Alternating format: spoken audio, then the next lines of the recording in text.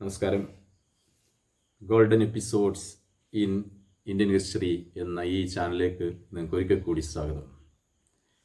നമ്മൾ അവതരിപ്പിക്കുന്നത് കഴിഞ്ഞ ക്ലാസ്സിൽ നമ്മുടെ ഇന്ത്യയുടെ ഹിസ്റ്റോറിക്കൽ യുഗത്തിൻ്റെ പ്രാരംഭമായി സിന്ധു നദീതട സംസ്കാരത്തെക്കുറിച്ച് നമ്മൾ കേട്ടതാണ്.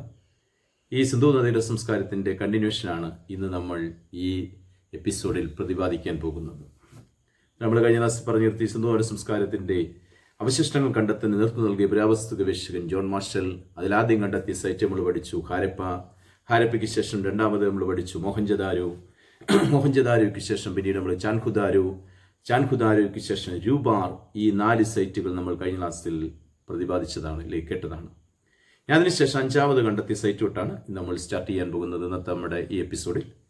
സിന്ധു നദീതട സംസ്കാരവുമായി ബന്ധപ്പെടുത്തി 5ാമത് കണ്ടെത്തിയ സൈറ്റ് എന്ന് വെച്ച് കഴിഞ്ഞാൽ ഇന്നത്തെ നമ്മുടെ ലോത്തൽ എന്നറിയപ്പെടും. ലോത്തൽ LOTHAL അല്ലേ. ഈ ലോത്തൽ എവിടെയാണെന്ന് വെച്ച് കഴിഞ്ഞാൽ ഇന്നത്തെ നമ്മുടെ ഗുജറാത്തിലാണ് ലോത്തൽ എന്നറിയപ്പെടും അല്ലേ. ഈ ലോത്തൽ കണ്ടെത്തിയ പുരാവസ്തു ഗവേഷകനാണ് SR റാവു എന്നറിയപ്പെടും. ലോത്തൽ കണ്ടെത്തിയ പുരാവസ്തു ഗവേഷകൻ SR റാവു. വർഷം 1954. നമ്മൾ കഴിഞ്ഞ ക്ലാസ് ചെയ്ത് വെച്ചു. ഹാരപ്പ കണ്ടെത്തിയത് 1921. ഹാരപ്പ കണ്ടെത്തിയത് ദേറാം സാഹ്നിയാണ്. രണ്ടാമത് പിറ്റേ വർഷം 1922 മൊഹൻജദാരോ കണ്ടെത്തി, അത് RD ബാനർജി നമ്മൾ കേട്ടുവെച്ചു. പിന്നീട് 1931 വേറെ സൈറ്റ് നമ്മൾ പഠിച്ചു, ചാൻഖുദാരോ. 4ാമത് നമ്മൾ കേട്ടത് വെച്ച് 1953 YD ശർമ്മ എന്ന പുരാവസ്തു ഗവേഷകൻ കണ്ടെത്തിയ 4ാമത്തെ സൈറ്റായിരുന്നു റോപ്പർ അഥവാ രൂപാർ എന്ന് നമ്മൾ പഠിച്ചതാണ്. അതിനുശേഷം പിന്നീട് സിന്ധു നദീതട സംസ്കാരവുമായി ബന്ധപ്പെടുത്തി 5ാമത് കണ്ടെത്തുന്ന സൈറ്റാണ് നമ്മൾ ഇന്ന് കേട്ടുവച്ചു, ഗുജറാത്തിലെ ലോത്തൽ എന്നറിയപ്പെടും. കണ്ടെത്തിയ പുരാവസ്തു ഗവേഷകനായിരുന്നു SR റാവു. വർഷം 1954, 1954 അല്ലേ. ഈ സൈറ്റുകളുടെ എല്ലാം പ്രാധാന്യം നമ്മൾ താഴ്ത്തു വരുമ്പോൾ കേട്ടുകൊണ്ടിരിക്കും. അതിനുശേഷം 6ാമത് കണ്ടെത്തിയ സൈറ്റ് ആലംഗീർപൂർ എന്ന സൈറ്റാണ്. ആലംഗീർപൂർ എവിടെയാണെന്ന് വെച്ച് കഴിഞ്ഞാൽ ഉത്തർപ്രദേശിലാണ് ആലംഗീർപൂർ എന്ന സൈറ്റ്. ഈ സൈറ്റ് കണ്ടെത്തിയ പുരാവസ്തു ഗവേഷകൻ അതും YD ശർമ്മ എന്ന പുരാവസ്തു ഗവേഷകനാണ്. സിന്ധു നദീതട സംസ്കാരവുമായി ബന്ധപ്പെടുത്തി 6ാമത് നമ്മുടെ പുരാവസ്തു ഗവേഷകർ കണ്ടെത്തിയ സൈറ്റ് ആലംഗീർപൂർ. ഈ ആലംഗീർപൂർ എവിടെയാണെന്ന് നമ്മളിപ്പോൾ കേട്ടുവെച്ച് നമ്മുടെ ഉത്തർപ്രദേശിലാണ്. കണ്ടെത്തിയ പുരാവസ്തു ഗവേഷകനായിരുന്നു YD ശർമ്മ. വർഷം 1958 അല്ലേ. പിന്നീട് അതിനുശേഷം കണ്ടെത്തിയ 7ാമത്തെ സൈറ്റാണ് കാളിബംഗാൻ അഥവാ കാലിബംഗാൻ, KALIBANGAN, കാളിബംഗാൻ.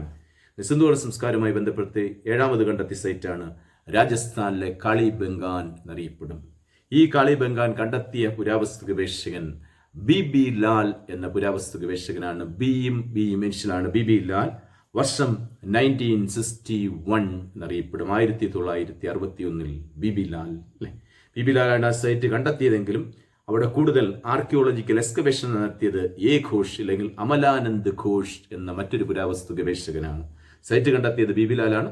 പക്ഷേ ഈ സൈറ്റിൽ കൂടുതൽ ആർക്കിയോളജിക്കൽ എക്സ്കവേഷൻ അല്ലെങ്കിൽ പുരാവസ്തു ഗവേഷണം നടത്തിയ പുരാവസ്തു ഗവേഷകൻ A ഘോഷ് അല്ലെങ്കിൽ അമലാനന്ദ് ഘോഷ് എന്ന വ്യക്തിത്വമാണ് അല്ലേ. എന്തായാലും ഈ സിന്ധു നദീതട സംസ്കാരവുമായി ബന്ധപ്പെട്ട് നമ്മൾ അവസാനം 7ാമത് സൈറ്റ് നമ്മൾ പഠിച്ചു, രാജസ്ഥാനിലെ കാളിബംഗാൻ എന്നറിയപ്പെടും. ഇനി കാളിബംഗാൻ എന്നാൽ ഈ വാക്കിന്റെ അർത്ഥം എന്താണെന്ന് വെച്ച് കഴിഞ്ഞാൽ the word Kalibangan means black bangles എന്നാണ് അർത്ഥം, കറുത്ത വളകൾ എന്നാണ് അർത്ഥം അല്ലെ. നമ്മൾ കഴിഞ്ഞ ക്ലാസ് ഇതിന് സമാനമായൊരു വസ്തുത കേട്ടു, മൊഹൻജദാരോ എന്ന വാക്കിന്റെ അർത്ഥം. മൊഹൻജദാരോ എന്നാൽ വാക്കിന്റെ അർത്ഥം മരിച്ചവരുടെ കുന്ന് അല്ലെങ്കിൽ ദ മൗണ്ട് ഓഫ് ഡെഡ് എന്നാണ്. ഇതേപോലെ കാളിബംഗാൻ എന്നാൽ വാക്കിന്റെ അർത്ഥം കറുത്ത വളകൾ അല്ലെങ്കിൽ കരിവളകൾ എന്നാണ് അർത്ഥം. അതെന്തുകൊണ്ടാണ് ഈ സൈറ്റിന് പുരാവസ്തു ഗവേഷകർ കറുത്ത വളകൾ എന്നർത്ഥത്തിൽ കാളിബംഗാൻ എന്നൊരു ടൈറ്റിൽ കൊടുത്തത് എന്ന് ചോദിച്ചു കഴിഞ്ഞാൽ, അതായത് പണ്ട് കാലത്ത് സിന്ധു നദീതട നിവാസികൾ ധരിച്ചിരുന്നത് കളിമണ്ണിൽ ചുട്ടെടുത്ത വളകളായിരുന്നു. ഈ കളിമണ്ണിൽ ചുട്ടെടുത്ത വളകളുടെ വൻ ശേഖരം മണ്ണിൽ നിന്ന് കണ്ടെത്തിയ ഒരു സൈറ്റായിരുന്നു ഈ രാജസ്ഥാനിലെ ഈ ഭൂപ്രദേശം. അതുകൊണ്ടാണ് ഈ സൈറ്റിനെ പുരാവസ്തു ഗവേഷകർ കറുത്ത വളകൾ എന്നർത്ഥത്തിൽ ഈ സൈറ്റിന് കാളിബംഗാൻ എന്ന് പേര് കൊടുത്തു. ഈ കാളിബംഗാൻ ആദ്യമായി ഈ സിന്ധു നദീതട നിവാസികൾ ഉപയോഗിച്ചിരുന്ന കറുത്ത വളകളുടെ അല്ലെങ്കിൽ കരിവളകളുടെ വൻശേഖരം കണ്ടെത്തിയ പുരാവസ്തു ഗവേഷകനാണ് BB ലാൽ. 1961 ഈ സൈറ്റ് കണ്ടെത്തി. പക്ഷെ അവിടെ കൂടുതൽ പര്യവേക്ഷണത്തിന് മുതിർന്ന പുരാവസ്തു ഗവേഷകനായിരുന്നു അമലാനന്ദ് ഘോഷ് എ ഘോഷ് എന്നറിയപ്പെടും അല്ലേ. അതിനുശേഷം കണ്ടെത്തിയ 8ാമത്തെ സൈറ്റാണ് ബാൺവാലി, BANBALLI, ബാൺവാലി, ഹരിയാനയിലെ ബാൺവാലി എന്നറിയപ്പെടും.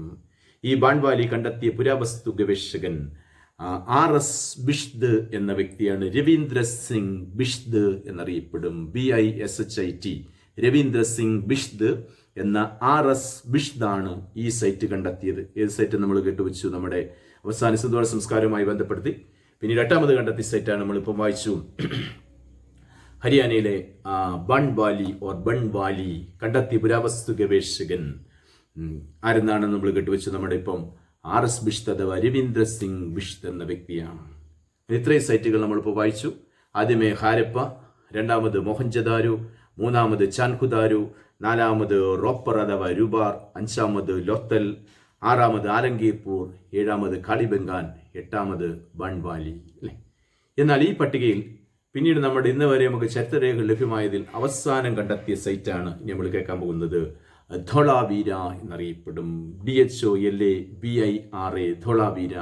ഗുജറാത്തിലാണ് ധോളാവീര. ഗുജറാത്തിലെ കച്ച് ജില്ലയിലാണ്, കച്ച് ഡിസ്ട്രിക്റ്റിലാണ് ഈ ധോളാവീര എന്ന സൈറ്റ് കണ്ടെത്തിയിട്ടുള്ളത് അല്ലേ. സിന്ധുവാര സംസ്കാരവുമായി ബന്ധപ്പെടുത്തി ഇന്നേ വരെ നമുക്ക് കൂടുതൽ ചരിത്രരേഖകൾ ലഭ്യമായതിൽ വെച്ച് അവസാനം കണ്ടെത്തിയ സൈറ്റ് ഗുജറാത്തിലെ കച്ച് ജില്ലയിലെ ധോളാവീര എന്ന സൈറ്റാണ്. ഈ ധോളാവീര കണ്ടെത്തിയ പുരാവസ്തു ഗവേഷകൻ JP ജോഷി എന്ന പുരാവസ്തു ഗവേഷകനാണ്. JP ജോഷി, JP ജോഷി എന്ന പുരാവസ്തു ഗവേഷകനാണ്. 1990-91 കാലയളവിലാണ് ഈ പറഞ്ഞ സൈറ്റ് കണ്ടെത്തിയതാണ് ധോളാവീര കണ്ടെത്തിയത്. പക്ഷെ JP ജോഷിയാണ് ഈ സൈറ്റ് കണ്ടെത്തിയതെങ്കിലും അവിടെയും കൂടുതൽ പരിവേഷണം നടത്തിയ പുരാവസ്തു ഗവേഷകൻ നമ്മൾ നേരത്തെ കേട്ടതുപോലെ RS ബിഷ്ത് എന്ന വ്യക്തിയാണ് അല്ലെ. സൈറ്റ് കണ്ടെത്തിയത് JP ജോഷിയെങ്കിൽ അവിടെ കൂടുതൽ പരിവേഷണം നടത്തി കൂടുതൽ ചരിത്രരേഖകൾ കണ്ടെത്തിയ വ്യക്തിയായിരുന്നു നമ്മളിപ്പം കണ്ടെത്തിച്ച RS ബിഷ്ത് അഥവാ രവീന്ദ്ര സിംഗ് ബിഷ്ത് എന്നറിയപ്പെടും. ഇത്രയും സൈറ്റുകളാണ് ഇന്ന് വരെ നമുക്ക് ചരിത്രരേഖകൾ ലഭ്യമായിട്ടുള്ളത് വെച്ച് ഇന്നത്തെ നമ്മുടെ ഇന്ത്യയുടെയും പാകിസ്ഥാന്റെയും പല മേഖലകളിൽ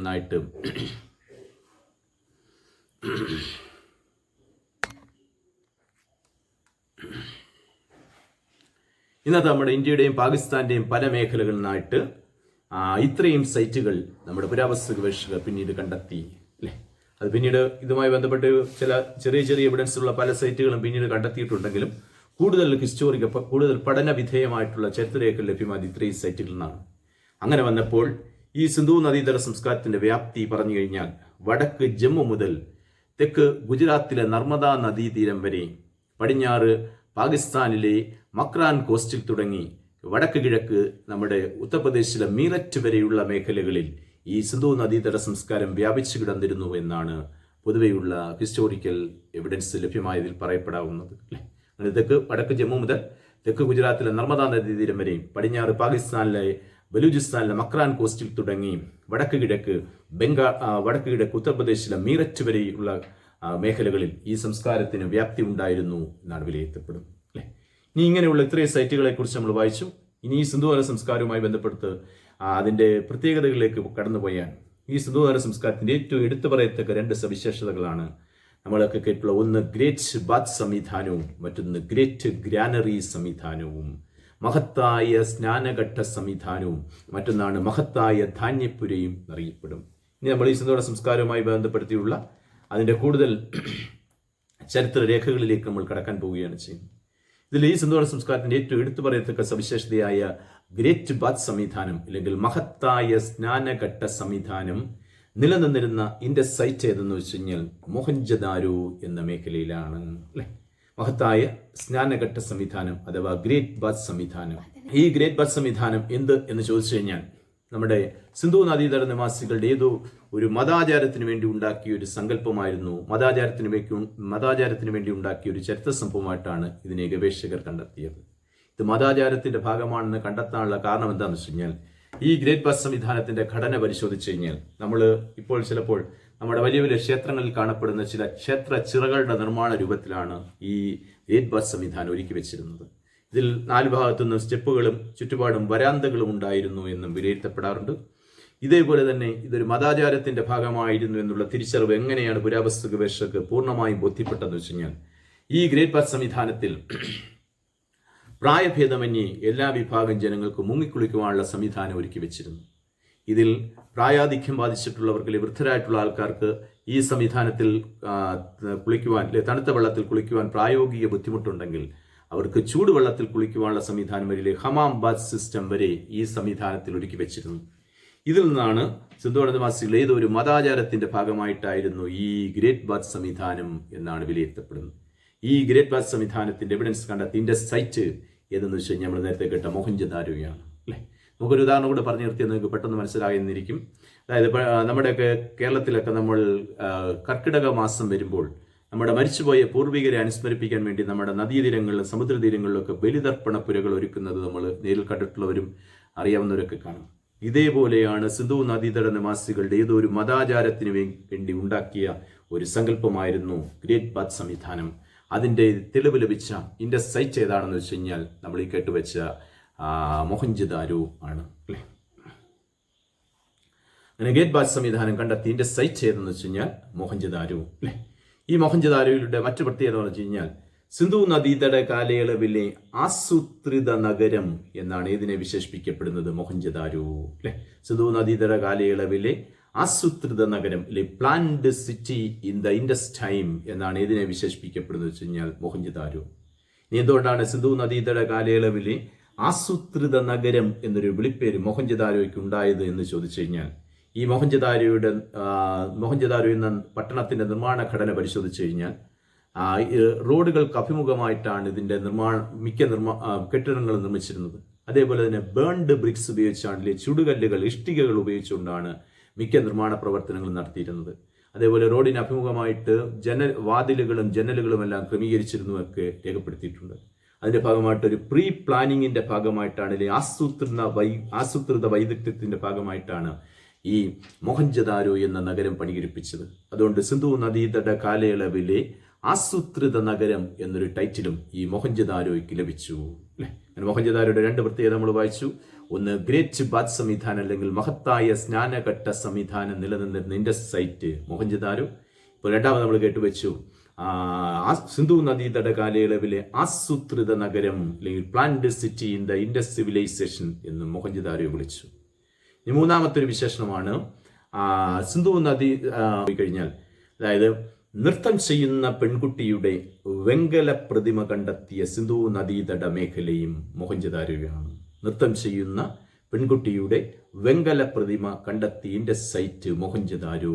the bronze statue of a dancing girl also discovered at Mohenjodaro. എന്താണ് ഇതിന്റെ ചരിത്ര പ്രാധാന്യം എന്ന് വിശദീകരിച്ചു കഴിഞ്ഞാൽ, അതായത് ഈ മൊഹൻജദാരോയിൽ പുരാവസ്തു ഗവേഷകർ ആർക്കിയോളജിക്കൽ എക്സ്കവേഷനിൽ ഏർപ്പെട്ടുകൊണ്ടിരിക്കുമ്പോൾ മൊഹൻജദാരോയുടെ മണ്ണിന്റെ അടിയിൽ നിന്നും, മൊഹൻജദാരോ എന്ന സൈറ്റിന്റെ മണ്ണിനടിയിൽ നിന്നും ഒരു ശില്പം കണ്ടെത്തുകയുണ്ടായി. വെങ്കലത്തിൽ തീർത്ത ശില്പം കണ്ടെത്തി, ബ്രോൺസിൽ തീർക്കപ്പെട്ട ശില്പം കണ്ടെത്തി. ആ ശില്പത്തിന്റെ ഘടന എന്താണെന്ന് വെച്ച് കഴിഞ്ഞാൽ, നൃത്തം ചെയ്യുന്ന ഒരു പെൺകുട്ടിയുടെ പോസിലാണ് ഈ ശില്പം ഉണ്ടാക്കി വെച്ചിരുന്നത്. അതെന്തുകൊണ്ടാണെന്ന് ബോധ്യപ്പെട്ടു വെച്ച് കഴിഞ്ഞാൽ, എന്താണ് ഇതിൽ നിന്ന് മനസ്സിലായെന്ന് വെച്ച് കഴിഞ്ഞാൽ, സിന്ധു നാട് നിവാസികൾ കലോപാസകരായിരുന്നു, നൃത്തത്തിനും അതേപോലുള്ള മറ്റുള്ള കലകൾക്കും പ്രാമുഖ്യം നൽകിയിരുന്നു എന്നതിന്റെ തെളിവായിരുന്നു ഈ നൃത്തം ചെയ്യുന്ന പെൺകുട്ടിയുടെ വെങ്കല പ്രതിമയിലൂടെ പുരാവസ്തു ഗവേഷകർക്ക് ബോധ്യപ്പെട്ടത്. നമ്മൾ ഉദാഹരണം പറഞ്ഞു കഴിഞ്ഞാൽ, നമ്മുടെ പൂർവികരിൽ ഭൂരിഭാഗം ആൾക്കാരും പണ്ട് കാലത്ത് നൊമാഡിക് പീപ്പിൾ ആയിരുന്നു, അപരിഷ്കൃത സമൂഹമായിരുന്നു. കായികനികൾ ഭക്ഷിച്ചും കാട്ടാറിലെ ജലം കുടിച്ചും പച്ചമാംസം കഴിച്ചും ജീവിച്ചിരുന്ന സമൂഹമായിരുന്നു നമ്മുടെ ആയിരക്കണക്കിന് വർഷങ്ങൾക്ക് മുമ്പ് മനുഷ്യന്റെ ആദിമ മനുഷ്യർ എന്ന നമ്മുടെ പൂർവികർ. പക്ഷെ ഇതിൽ നിന്നെല്ലാം വ്യത്യസ്തമായി സിന്ധു നിവാസികൾ സെറ്റിൽഡ് ലൈഫ് ഫോളോ ചെയ്തിരുന്നവരായിരുന്നു എന്നും അതേപോലെ തന്നെ കലോപാസകരായിരുന്നു എന്നതിൻ്റെയൊക്കെ തെളിവൊക്കെയാണ് ഈ നൃത്തം ചെയ്യുന്ന പെൺകുട്ടിയുടെ വെങ്കല പ്രതിമ കണ്ടെത്തിയപ്പോൾ നമ്മുടെ പുരാവസ്തു ഗവേഷകർക്ക് ബോധ്യപ്പെട്ടത്. അപ്പോൾ ഈ പറഞ്ഞ നൃത്തം ചെയ്യുന്ന പെൺകുട്ടിയുടെ വെങ്കല പ്രതിമ ഈ അടുത്ത സമയത്ത് വരെ, നമ്മുടെ ഒരു 4-5 വർഷങ്ങൾക്ക് മുമ്പ് വരെ നമ്മുടെ ഇന്ത്യയിൽ ഇറങ്ങിയ മിക്ക പത്രങ്ങളുടെ പേജുകളിൽ ഈ ഫോട്ടോ ഉൾപ്പെടെ, നൃത്തം ചെയ്യുന്ന പെൺകുട്ടിയുടെ ശില്പത്തിന്റെ ഫോട്ടോ ഉൾപ്പെടെയുള്ളവ പത്രത്താളുകൾ വരികയുണ്ടായി. അതെന്തുകൊണ്ടാണെന്ന് വെച്ച് കഴിഞ്ഞാൽ, ഈ മൊഹൻജദാരോ ഇന്ന് എവിടെയാണെന്ന് വെച്ച് കഴിഞ്ഞാൽ ഇന്ത്യയിലല്ല എന്ന് നമുക്കറിയാം. അതെവിടെയാണെന്ന് നമ്മൾ പഠിച്ചു. കഴിഞ്ഞ ക്ലാസ്സിൽ പാകിസ്ഥാനിലെ സിന്ധിലെ ലാർഖാന മേഖലയിലാണ് മൊഹൻജദാരോ എന്ന് നമ്മൾ പഠിച്ചതാണ്. ഈ മൊഹൻജദാരോ നിന്നാണ് ഈ നൃത്തം ചെയ്യുന്ന പെൺകുട്ടിയുടെ വെങ്കല പ്രതിമ കണ്ടെത്തിയത്. പക്ഷേ ഈ പ്രതിമ പിൽക്കാലത്ത് കൂടുതൽ പരിവേഷണം നടത്താൻ വേണ്ടി നമ്മുടെ മോർട്ടിമർ വീലർ എന്നൊരു പുരാവസ്തു ഗവേഷകൻ ഈ വെങ്കല പ്രതിമ, ഈ നൃത്തം ചെയ്യുന്ന പെൺകുട്ടിയുടെ വെങ്കല പ്രതിമ ഡൽഹിയിലേക്ക് കൊണ്ടുവരികയും പിന്നീട് പഠനവിധേയം നടത്തിയതിനു ശേഷം അത് ഡൽഹിയിലെ മ്യൂസിയത്തിൽ അങ്ങ് ഇരിക്കുകയും ചെയ്തു. ഇത് പാകിസ്ഥാന്റെ മണ്ണിൽ നിന്ന് കിട്ടിയ പൈതൃക സ്വത്തായതിന്റെ പേരിൽ അത് തങ്ങൾക്ക് തിരികെ വേണമെന്ന് ആവശ്യപ്പെട്ടുകൊണ്ട് പാകിസ്ഥാനിലെ സിന്ധ് ഗവൺമെന്റ് നമ്മുടെ ഇന്ത്യയുടെ ഒരു അവകാശവാദം ഉന്നയിക്കുകയുണ്ടായി. അപ്പോഴാണ് ഇതിന്റെ പേരിൽ ഈ വാർത്ത പത്രത്താളുകളിലൊക്കെ ഇടം പിടിച്ചു. അങ്ങനെയാണ് പത്രത്തിന്റെ ഫോട്ടോ ഉൾപ്പെടെ ഈ ചിത്രത്തിന്റെ ഫോട്ടോ ഉൾപ്പെടെ ഉള്ളവ നമ്മുടെ പത്രത്താളുകളിൽ വന്നതും അങ്ങനെയാണ്. എന്തായാലും ഈ നൃത്തം ചെയ്യുന്ന പെൺകുട്ടിയുടെ വെങ്കല പ്രതിമ കണ്ടെത്തിയ സിന്ധു നദീതട മേഖല നമ്മളിപ്പോൾ കെട്ടുവെച്ച മൊഹൻജദാരോ ആണ്. ഇതേ മൊഹൻജദാരോയുടെ മറ്റൊരു ചരിത്ര പ്രത്യേകതയിലേക്ക് പോയി കഴിഞ്ഞാൽ, അഴുക്കുചാൽ സംവിധാന പദ്ധതി നിലനിന്നിരുന്ന സിന്ധു നദീതട മേഖലയും മൊഹൻജദാരോയാണ് അല്ലെ. അഴുക്കുചാൽ സംവിധാന പദ്ധതിയിലെ drainage system also existed in Mohenjodaro. നമ്മൾ നേരത്തെ സിന്ധു കാലയളവിലെ സിന്ധു നദീതട സംസ്കാര യുഗത്തിലെ ആസൂത്രിത നഗരം എന്ന് നമ്മൾ മൊഹൻജദാരോയെ വിളിച്ചു. അതേ മൊഹൻജദാരോയുടെ മറ്റു പ്രത്യേകതയാണ് അഴുക്കുചാൽ സംവിധാന പദ്ധതിയിൽ ഓട സംവിധാനം, നമ്മുടെ ഭാഷയിൽ പറഞ്ഞ ഓട സംവിധാനം ഉണ്ടായിരുന്ന സിന്ധു നദീതട മേഖലയും മൊഹൻജദാരോയാണ്. ഈ മൊഹൻജദാരോയുടെ ഇന്ന് നമ്മുടെ ആധുനിക യുഗത്തിൽ പോലും നമ്മുടെ പല സിറ്റികളിലും ചെന്ന് കഴിഞ്ഞാൽ ഓടകൾ ഉണ്ടെങ്കിൽ പോലും ചിലപ്പോൾ തുറന്നു കിടക്കുന്ന ഓടകളായിരിക്കും നമ്മൾ പലയിടത്തും കാണുന്നത്. പക്ഷേ ഇതിൽ നിന്ന് വ്യത്യസ്തമായി സിന്ധു നദീവാസികൾ കവർ ചെയ്യപ്പെട്ട ഓട സംവിധാനം ആയിരുന്നു പിന്തുടർന്നു. പറഞ്ഞാൽ മലിനജലത്തിന്റെ ദുർഗന്ധം പുറത്തോട്ട് വമിക്കാതിരിക്കാൻ വേണ്ടി കവർ ചെയ്യപ്പെട്ട ഓട സംവിധാനമാണ് ഇവർ ഒരുക്കിയിരുന്നത് അല്ലെ. അതുകൊണ്ട് ഈ മൊഹൻജദാരോയ്ക്ക് വീണ്ടും പുരാവസ്തു ഗവേഷകർ മറ്റൊരു വിശേഷണം കൂടി നൽകി. അതായത് ലോകത്തിൽ ആദ്യത്തെ ശുചിത്വ നഗരം എന്നൊരു വിശേഷണവും മൊഹൻജദാരോയ്ക്ക് നൽകി. The first drainage city in the world എന്ന് തന്നെയാണ് മൊഹൻജദാരോയെ പിന്നീട് രേഖപ്പെടുത്തുകയും ചെയ്തു അല്ലെ. എന്തായാലും ഈ മൊഹൻജദാരോയുടെ 4-5 വിശേഷങ്ങൾ വായിച്ചു. അതായത് ആദ്യത്തെ വിശേഷം ഗ്രേറ്റ് ബാത്ത് സംവിധാനമായ മഹത്തായ സ്നാനഘട്ട സംവിധാനം നിലനിന്ന സിന്ധുവട മേഖല. രണ്ടാമത് കെട്ടുവെച്ച വസ്തുത എന്ന് വെച്ച് കഴിഞ്ഞാൽ സിന്ധു നദിയുടെ കാലയിലെ ആസൂത്രിത നഗരം എന്ന് മൊഹൻജദാരോയെ വിളിച്ചു. പിന്നീട് മൂന്നാമത് നൃത്തം ചെയ്യുന്ന പെൺകുട്ടിയുടെ വെങ്കല പ്രതിമ കണ്ടെത്തിയ സിന്ധു നദീതട മേഖല. നാലാമത് നമ്മൾ കേട്ടുവെച്ചു അഴുക്കുചാൽ സംവിധാന പദ്ധതി അല്ലെങ്കിൽ ഓട സംവിധാനം ഉണ്ടായിരുന്ന സിന്ധു നദീതട മേഖലയും മൊഹൻജദാരോയാണ്. പിന്നെ അവസാനം നമ്മൾ കേട്ടുവെച്ചു എന്താണെന്ന് വെച്ച് കഴിഞ്ഞാൽ അതുവഴി ലോകത്തിലെ ആദ്യത്തെ ശുചിത്വ നഗരം എന്നൊരു വിശേഷണവും ഇതിന് ലഭിച്ചു, മൊഹൻജദാരോയ്ക്ക് ലഭിച്ചു. ഈ മൊഹൻജദാരോ കഴിഞ്ഞാൽ നമ്മൾ എടുത്തു പറയത്തക്ക രണ്ടാമത്തെ സിന്ധു നദ സൈറ്റുകൾ നമ്മൾ നേരത്തെ കേട്ട ഹാരപ്പയാണ്. ഈ ഹാരപ്പയുടെ ഏറ്റവും വലിയ പ്രാധാന്യം എന്താണെന്ന് വെച്ച് കഴിഞ്ഞാൽ ഗ്രേറ്റ് ഗ്രാനറി സിസ്റ്റം അല്ലെങ്കിൽ മഹത്തായ ധാന്യപ്പുരയുടെ തെളിവ് കണ്ടെത്തിയ ഇൻഡസ്ട്രൈറ്റ് ആയിരുന്നു ഹാരപ്പ അല്ലെ. എന്താണ് ഈ ഗ്രാനറി എന്ന് വെച്ച് കഴിഞ്ഞാൽ, അതായത് നമ്മുടെ ഹാരപ്പയിൽ പുരാവസ്തു ഗവേഷകർ ആർക്കിയോളജിക്കൽ എക്സ്കവേഷൻ ഏർപ്പെട്ടുകൊണ്ടിരിക്കുമ്പോൾ ഹാരപ്പ എന്ന സൈറ്റിന്റെ ഉപരിതലത്തിൽ നിന്നും ഏകദേശം 4000-ലേറെ ചതുരശ്ര അടി വിസ്തീർണമുള്ള 4000-ലേറെ സ്ക്വയർ ഫീറ്റ് വിസ്തീർണമുള്ള ഒരു ബൃഹത്തായ കെട്ടിടത്തിന്റെ ഇടിഞ്ഞു പൊളിഞ്ഞു കിടക്കുന്ന രൂപരേഖ കണ്ടെത്താൻ നമ്മുടെ പുരാവസ്തു ഗവേഷകർക്ക് കഴിഞ്ഞു. ഇത് കൂടുതൽ പഠനവിധേയമാക്കിയപ്പോൾ സിന്ധു നദീതട കാലയളവിൽ ഭക്ഷ്യധാന്യങ്ങൾ സ്റ്റോർ ചെയ്യാൻ വേണ്ട ഒരു ധാന്യപ്പുരയാണെന്ന് പുരാവസ്തു ഗവേഷകർക്ക് ബോധ്യപ്പെട്ടു. അപ്പോഴാണ് ഈ ധാന്യപ്പുരയുടെ എവിഡൻസ് കണ്ടെത്തിയപ്പോൾ പുരാവസ്തു ഗവേഷകർക്ക് ബോധ്യപ്പെട്ട വസ്തുത എന്ന് വെച്ച് കഴിഞ്ഞാൽ സിന്ധു നിവാസികളുടെ പ്രധാനപ്പെട്ട തൊഴിൽ കൃഷിയാണെന്നൊരു വസ്തുത ബോധ്യപ്പെടുകയുണ്ടായി. അങ്ങനെ അതിന് തെളിവാണ് നമ്മളിപ്പോൾ കേട്ടുവെച്ച് ഈ ഗ്രേറ്റ് ഗ്രാനറി സംവിധാനം അല്ലെങ്കിൽ മഹത്തായ ധാന്യപ്പുരയുടെ എവിഡൻസ് കണ്ടെത്തിയ സിന്ധു നദീതട മേഖലയായിരുന്നു നമ്മൾ കേട്ടുവെച്ച് ഹാരപ്പ. അപ്പോൾ നമ്മൾ ഉദാഹരണം പറഞ്ഞു കഴിഞ്ഞാൽ പണ്ട് കാലത്തൊക്കെ നമ്മുടെ ചില പഴയകാല വീടുകളിലേക്ക് ചെന്ന് കഴിഞ്ഞാൽ നമ്മുടെ പ്രധാനപ്പെട്ട തൊഴിൽ കൃഷിയായിരുന്ന ഒരു കാലഘട്ടത്തിൽ നമ്മുടെ പൂർവികർ തടികൾ കൊണ്ട് പത്തായം എന്ന് പറയുന്ന നിർമ്മിതി ഉണ്ടാക്കിയിരുന്നതായിട്ട് നിങ്ങൾ കേട്ടുള്ളവരും കാണും അല്ലെങ്കിൽ കണ്ടിട്ടുള്ളവരും കാണും. ഇതേപോലെയാണ് സിന്ധു നിവാസികൾ അവരുടെ വിളവെടുപ്പ് സീസണുകളിൽ ഭക്ഷ്യധാന്യങ്ങൾ സ്റ്റോർ ചെയ്ത് വെക്കുവാനും ക്ഷാമകാലത്ത് വിതരണം ചെയ്യാൻ വേണ്ടിയാണ് ഈ പറഞ്ഞ ഗ്രേറ്റ് ഗ്രാനറി സംവിധാനം ഒരുക്കി വെച്ചിരുന്നത്. അത് നമ്മൾ നേരത്തെ കേട്ട 100-500 അടി ഉയരത്തിലല്ല, 4000-ലേറെ സ്ക്വയർ ഫീറ്റ് വിസ്തീർണത്തിലാണ് ഈ ബൃഹത്തായ ധാന്യപ്പുര ഒരുക്കി വെച്ചിരുന്നത്. അപ്പോൾ പുരാവസ്തു ഗവേഷകർക്ക് ലഭ്യമായ വസ്തുത അനുസരിച്ച് അവർ പരിശോധിച്ചപ്പോൾ സിന്ധു നിവാസികൾ ഏറ്റവും പ്രധാനപ്പെട്ട തൊഴിൽ the main occupation of the Indus people become agriculture എന്ന് ബോധ്യപ്പെട്ടു. അപ്പോഴാണ് അവർ ഈ പ്രധാനപ്പെട്ട തൊഴിൽ സിന്ധു നിവാസികളുടെ പ്രധാനപ്പെട്ട തൊഴിൽ കൃഷിയാണെന്ന് ബോധ്യപ്പെട്ടപ്പോൾ ഈ കൃഷിയെക്കുറിച്ച് കൂടുതൽ പരിവേഷണം നടത്താൻ അവർ തയ്യാറാവുകയും ചെയ്തു. അങ്ങനെയാണ് ഈ ഹാരപ്പയിൽ നിന്ന് കണ്ടെത്തിയ മറ്റൊരു എവിഡൻസ് ആയിരുന്നു പരുത്തി കൃഷിയുടെ തെളിവ് ലഭിച്ച സിന്ധു നദീതട മേഖലയും ഹാരപ്പയാണ്. അതായത് the evidence of cotton cultivation also founded at Harappa. പരുത്തി കൃഷിയുടെ തെളിവ് ലഭിച്ച സിന്ധു നദീതട മേഖല ഹാരപ്പയാണ് അല്ലേ. അങ്ങനെ വന്നപ്പോൾ ലോകത്തിലാദ്യമായി പരുത്തി കൃഷി നടത്തിയ ജനസംസ്കാരം എന്നൊരു ടൈറ്റിലും അതുവഴി ഹാരപ്പയ്ക്ക് ലഭിക്കുകയും ചെയ്തു. ലോകത്തിലാദ്യമായി പരുത്തി കൃഷി നടത്തിയ സിവിലൈസേഷൻ ഈ ഹാരപ്പൻ സിവിലൈസേഷൻ എന്ന് ബോധ്യപ്പെടുകയും ചെയ്തു. ഇതേപോലെ ഈ സിന്ധു നിവാസികളുടെ പ്രധാനപ്പെട്ട കൃഷിയാണെന്നുള്ള തെളിവുമായി മറ്റു പല എവിഡൻസും വീണ്ടും കാലാന്തരത്തിൽ നമ്മുടെ പുരാവസ്തു ഗവേഷകർക്ക് ലഭ്യമാകാൻ തുടങ്ങുകയും ചെയ്തു. അതിനെക്കുറിച്ചുള്ള കൂടുതൽ വിവരണങ്ങൾ നമ്മൾ മറ്റൊരു എപ്പിസോഡിൽ നിങ്ങളുടെ മുന്നിൽ അവതരിപ്പിക്കും. ഇന്ന് നമ്മൾ ഈ പഠിച്ച ടോപ്പിക്കിൽ നിങ്ങൾക്ക് പൂർണ്ണമായി ഇഷ്ടപ്പെട്ടിട്ടുണ്ടെങ്കിൽ ഇത് നിങ്ങൾ മറ്റുള്ളവർക്ക് ഷെയർ ചെയ്യൂ. ഇത് സബ്സ്ക്രൈബ് ചെയ്യുക. സമാരംഭിക്കുന്നു.